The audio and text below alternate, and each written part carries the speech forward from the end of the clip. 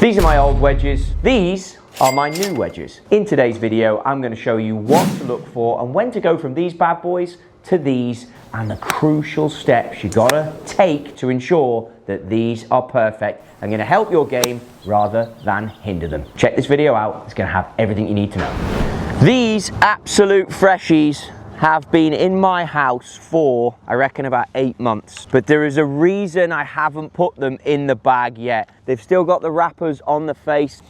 They smell legit. They are a 52, a 56 and a 60, which is what I play now in standard bounce. Which ones do you change first? Do you change them as a group? All these questions need to be answered. So let's start by looking at my current wedge makeup. Like I mentioned, 52, 56 standard bounce. Then I have this SBC bounce, standard bounce C grind. But notice the difference in this. It's the lob wedge, it's the most lofted one. It's also full raw. The others have got this chrome finish. I prefer the raw. But in the 52 and the 56, the fact that they're in there as a group, I count this one as a little different in the specialist wedge, and I also count the 52 as a little different in the wedge. Now the 60, I mentioned SBC, standard bounce C grind. That is going to be the area from the middle of my finger to the heel, has this peel away right here in the C section. What does that mean? Why do you need that? When you lower the handle, you want this heel section to be able to cut through the turf. So having the heel relief just between glove and fingernail allows that club to sit a little lower. Because it's the lob wedge, I wasn't too concerned about it having the full raw look. Like I mentioned earlier, it's the specialist golf club in the bag, so that sort of stuff doesn't disrupt me. In the new one, because we're coming into the season, having tested this out for a long period of time, and I've used this for about 6-8 months, I'm actually going back to the standard bounce 10. I actually want that heel out the bunkers to make that sound you've got there and just go through the turf and give me some resistance to the sand rather than just nothing at all. I think that's going to help my bunker play, and in history, this is what I've played. How do you know yourself what bounce to go for? It's tricky. You need to look at, and let's just define bounce, it is the angle between the leading edge and the trail edge, and it's going to give back to you, the golfer. So if you hit a pitch shot where you go down into the turf, the bounce will give everything back. If you've got that Tiger Woods mill grind wedge, as Tiger told me in the TaylorMade podcast, it's all in the hands. If you're going to set the handle forward and drive, you see Scotty Scheffler doing that on a lot of content, then you need a lot of front leading edge relief. If you're going to be someone who plays it back a bit, handle back, again, as the short game chef said, you take the speed out and you want to throw the bounce at that, then you're going to want a bit more in the back here. If you want to play, again, other great content we put in, the Derek Dominski ground first shot, you don't want a ton of bounce for that one when you flip it up. So you've got to think about where you play, what course conditions are like, and the techniques you use around the greens, and how much confidence do you have with that 60. The 60 is the one that you will change the most. Yes, I think you should change your 3 or 4 wedges depending on your gapping as a set.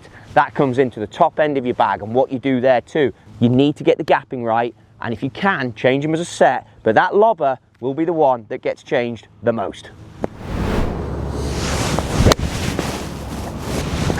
Now the other end of my squad is going to be the 52. How you do your gapping remains up to you. I never personally try to mess around with bounce on this 52 because I use it for full shots. For me and my wedges, it then comes out Tour V 120S. If I get into the 56 and the 60, I'm going to go for a slightly more spec-lift shaft. And look at how this is worn out. But this is going to be a 610 wedge shaft from KBS. All the details I'll put in the description because you can see my full wedge fitting. But in summary, I wanted a bit more feel on the shorter shots, and I don't want a ton of spin. So then you're going to be asking yourself, Trottie, if you don't want a ton of spin, why are you changing your wedges right now? And that comes to it for here in California. The greens are going to be soft, they're not going to be ideal. In California, and you've seen it with the Amex, certainly in those desert golf courses, it's very yellow. Everything's very dormant. There's not much grass on the greens. The greens now are stimping at like 13 and 14, which to an English guy is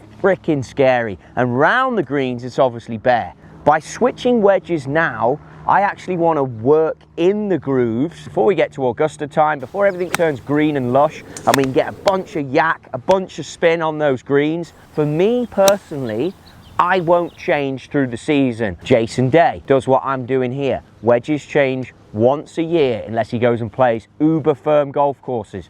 Justin Rose will only really change the setup when he goes to the Open Championship. Then he's getting into that lob wedge and changing the size of the flange on the sole, so how wide that sole is for the heavy bunkers. Rory changes every 2-3 months. John Rahm checks lofts and lies all the time. Doesn't change as frequently though as Rory would. And then Dustin Johnson is on a new lob wedge all the time because again, that's the specialist shot. And I'll even throw in a 64 when he gets to those tricky golf courses. So it's very personal preference. If you're someone who generates a ton of spin like me, think about that. You do not want to be changing wedges all the time. I'm not a big spinner and checker around the greens when it comes to chipping, where you can also check this and see if it works for you. But if your ball lands and skips forward when you chip, could well be a problem. Before you go making the changes, again, pretty simple for me. I know I'm sticking with the bounce. I'm definitely sticking with the head type. I've used high toe before in the 60. I don't want to do it this time round. I'm going to stick with my traditional mill grind 4. One thing I would check is swing weights, which I've talked about before. I'm now going to show you how that works, and also loft and lie. I have fannied about with the loft and lies on these wedges more than you can believe. So it's time to make sure everything is perfect before you hit the green light and put them into play. So one of the things that you might get, you go out on the course with your new wedge, your yardages are going to be off. Did you check your loft and lies? Your start lines are going to be off. Did you check your loft and lies? Your strike is going to be off. It's happened to me with tour players before. Did you check your swing weight? Do you even know what swing weight is? Why would you skip these steps? They're easy. If you're getting problems with your wedges or any club in your bag and you haven't gone through these steps, might not be you. Game's hard enough. Get on top of this stuff. Be the CEO of your own golf game. So you've got your new wedges. Love it. Step number 1 is complete. But this is an area that's often overlooked. Swing weight gauge, which is going to be the balance point between the head weight and the golf shaft, so where the mass equates to, because it gives you a feel. It's so important. So if you do buy the wedges, you've decided on the bounce you want, this is an area you got to look at first. Now remember, I said to you, I've got that super tags on there, so that's going to change my swing weight, but we'll take that off to even show you how that looks. So this is coming out, you get a letter and then a number. It is so crucial when it comes to having a golf club that is how you want it. And you want this little pin to sit right in the middle like that, which is perfect. And then this is coming out at D3. Whip that off, take the new lobber. Now remember, at this stage, I know it's exciting, but now is a chance to remove the tape. Why? Because even though that comes out here, it doesn't even register on the gram weight, but it is going to impact the swing weight. That is so, you can shave your face on that right there. I would like a swing weight to be a little bit heavier than that one. Let's see how we go. Remember, it's all dependent on how the device is leveling. Now that's half a swing weight light.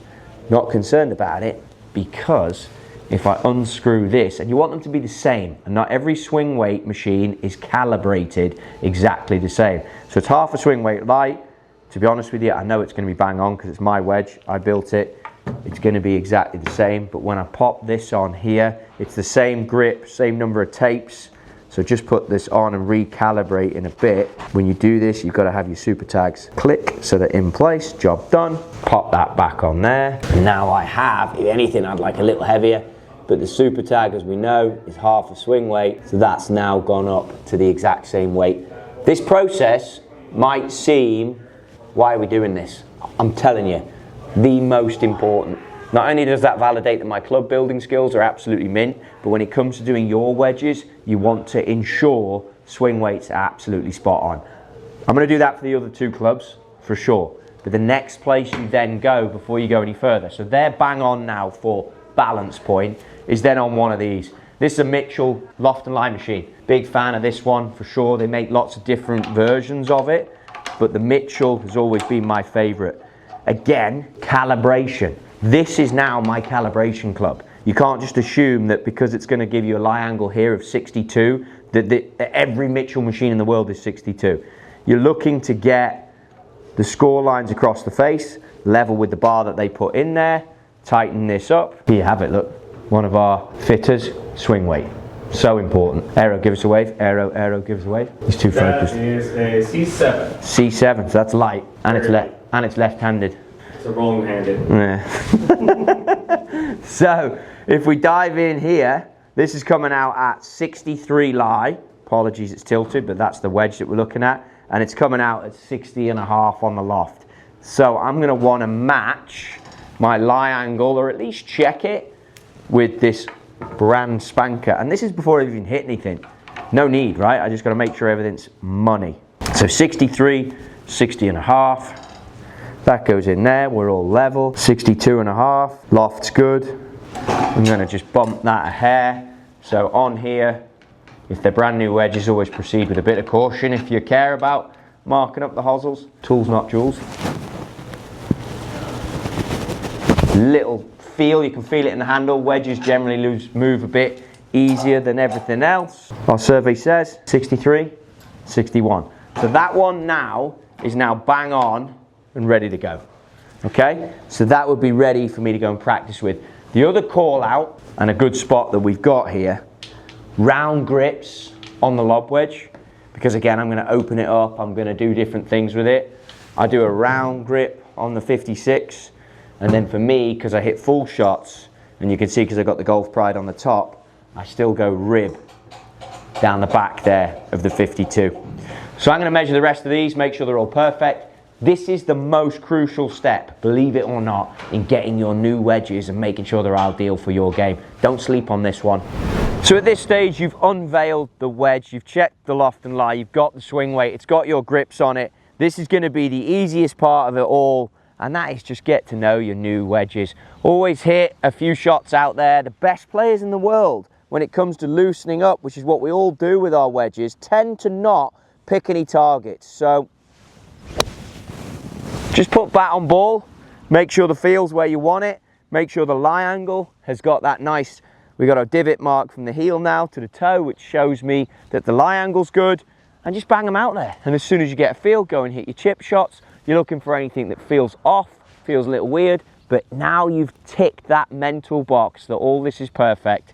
To be honest with you, this will be the easiest transition into your new wedges that you've ever done. And a key point now is wear them down before the spring comes, because the greens will get softer, there'll be a lot of spin, certainly here in California, and these will be bedded in and perfect for my whole season, with the only one I might change being the 60, if needed in those unique situations, because it is a one-off club.